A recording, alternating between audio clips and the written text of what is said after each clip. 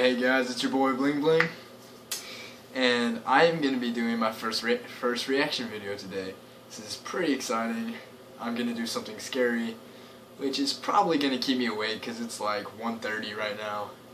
And we are doing 4 true scary stories and 1 personal story by Mr.Nightmare.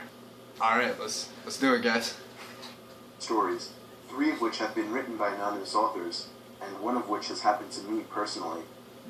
When I finish reading all 4, I want you to comment which story you think happened to me. Number 4. I was 17 years old, and it happened on a late summer night. My dad and my little brother had gone to a Boy Scout camp out. My dad was one of the scoutmasters. I was home alone with my mom for the weekend. She was already in bed at this point. It was about 2 in the morning, and I was just finishing up my late night gaming.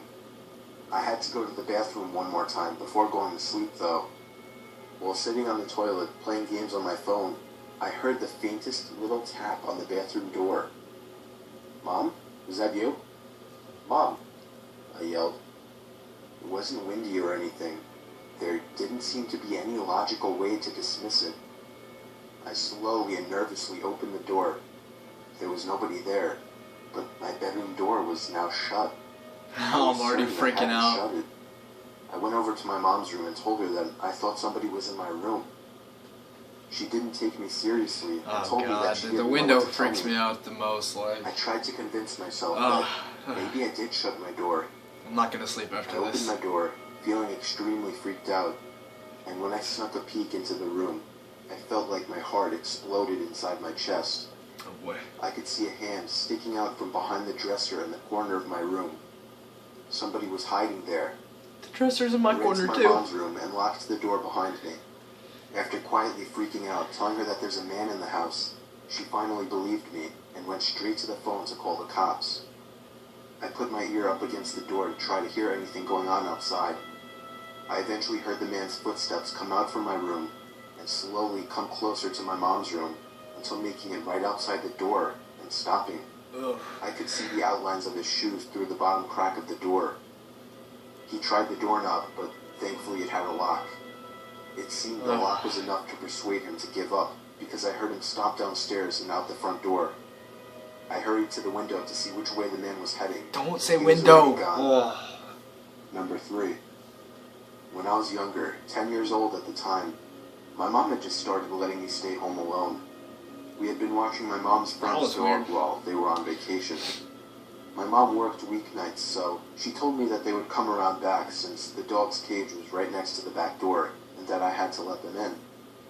I sat in the den by the back door with the dog by my side while I watched TV. He then started to growl and bark while looking out the window into the dark. I tried to see what he was barking at, but it was too dark. Of course, I assumed it was my mom's friend coming to pick up the dog. I went over to the door, with the dog following me, and turned on the patio light. I couldn't see anyone out there at first, but the dog was still barking. I made sure to peek at every corner of the yard, and then I saw someone in the garden by our shed. It looked like my mom's friend. They seemed to be bending over, picking something up. I assumed she was admiring my mom's garden or something logical. I then received a disturbing phone call. I prioritized answering the phone, as my mom was strict about me always answering the phone when I was home alone. I left the dog to continue barking by the door as I picked up the phone, hoping it was my mom. And it was. She told me that her friend wasn't going to pick the dog up that night, as they wouldn't be getting home until past midnight. I began to stutter as the pure horror prohibited me from speaking coherently. I managed to finally blurt out that someone was in our yard, and my mom started screaming like a lunatic. She told me to get up to my room, lock the door, and hide under the bed while she called the cops. I obeyed and laid there in silence for a good 10 minutes, until I got a knock at the door. Oh, I sprang up and out of the room, I scared the making a fuck headway out down of the me. stairs, and I saw a face looking in through the window of our front door. Oh, don't say window. Staring right at me. Oh my god. It's so unsettling that it disturbs me thinking of it today. I screamed at the guy that the police were on their way, but he didn't move. I'm freaking Just out. kept staring at me like a statue. I ran all the way back upstairs, tripping twice, and back to my room. I waited another few minutes. Oh, it's too late for this crap. Why Why did I do that? Why am I doing this? Oh my god. Followed by a muffled Jesus shouting Christ. noise. It was the police this time. They scanned the whole premises for the guy, but he was gone. Fuck. They took me into custody until my mom arrived at the station. After that incident, she started having a babysitter watch me again, all the way until I was 12. Number 2. When I was 13 years old, me, my little brother, and my dad were upstate in the Catskills, staying in the old trailer we had up there. My mom and older brother didn't like going up there, so it was usually just the 3 of us. This one particular night, my dad and my little brother were out picking up Chinese food. I just had Chinese food today. What is this? Stores or food places, so they were gone for a good 45 I'm minutes. freaking out. All there was to do at night was watch the very limited selection of channels on the TV. I was honestly a bit uncomfortable being in that trailer all alone at night. There was absolutely nobody else around for at least half a mile, and the blinds barely covered even half of the windows. Oh my god, that's like my windows. Fears came true when I heard a very light tap on the window. It didn't sound like an intentional knock. Don't do that, don't do that to me, don't do that to me. Something brushing up against it while walking past. I took a look outside to see if it was my dad and brother. No, don't do that, don't do that, man. I saw some guy right outside the window who turned and noticed me, and then ran off into the woods. See, that's what you get for The looking rest out of the us stayed window. there. He didn't come back. But the next time we went up there, which was the following summer, the front door to the trailer was open, and every closet door had been opened. Somebody had broken in, but luckily there wasn't anything of value to take. Oh shit. Number 1. Oh no. A long time ago, me Uh-huh. and my girlfriend were looking for a private place to be alone together, since our parents were always home. There was a vacant house on the corner of our block that hadn't been owned for a few years. The back door was always left unlocked. I would know because me and my friends had been in there before.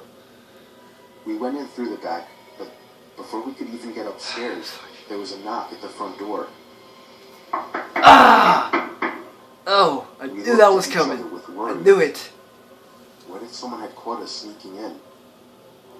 She peeked out the window, but there was no one on the stoop. Stop with the windows. She made I sure hate that the that door so was much. locked before turning back to me. I assured her it was just some kids playing ding-dong ditch. We made it only halfway up the stairs before the frantic knocking on the door came back. Ugh. She checked the window again. The porch was Stop still checking the empty. window. She opened the door this time and still couldn't see anyone. I wanted to look tough and impress her, so I stepped outside and yelled at the pranksters to try it again. I shut the door and waited behind it, hand on the knob, ready to throw the door open. I just waited there for at least a minute, and was about to just forget about it, when I heard the blood-curdling scream of my girlfriend. Oh my god! I turned to see what she was screaming at, and I screamed as well. Why? Just barely in the dark, we could see the dark silhouette of a huge humanoid figure very slowly making its way down the stairs to us. We ran past it just in arm's reach and left the house the way we came. We ran all the way back to my house, both of us out of breath. We know it couldn't have been an old person. They had to be at least 7 feet tall. Nobody was supposed to be living in that house, though. I even asked a friend who was living across the street from the house, and he said it's been vacant for years. We both agreed to keep quiet about this story, but I still occasionally have a nightmare about the incident.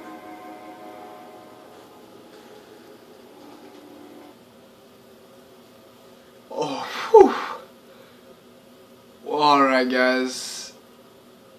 I'm gonna have nightmares tonight. Oh, God. That stuff freaks me out. The noises got me every time.